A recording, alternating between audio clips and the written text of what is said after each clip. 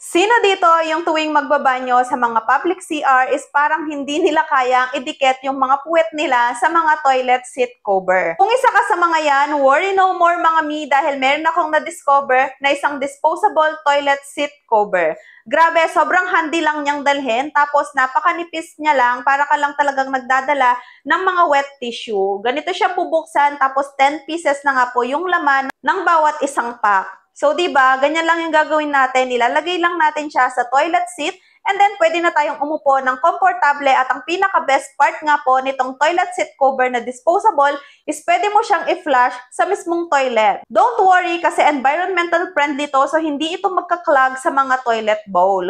Di ba? Sobrang sulit lang. Tignan nyo kung gaano kadami yung nabil ko. 50 pieces na nga yung kinuha ko dahil mahilig din talaga kaming mag-travel at ganyan din talaga ako umupo sa mga public CR. Komportable kang nakaupo, lahat ng sama ng loob mo mailalabas mo.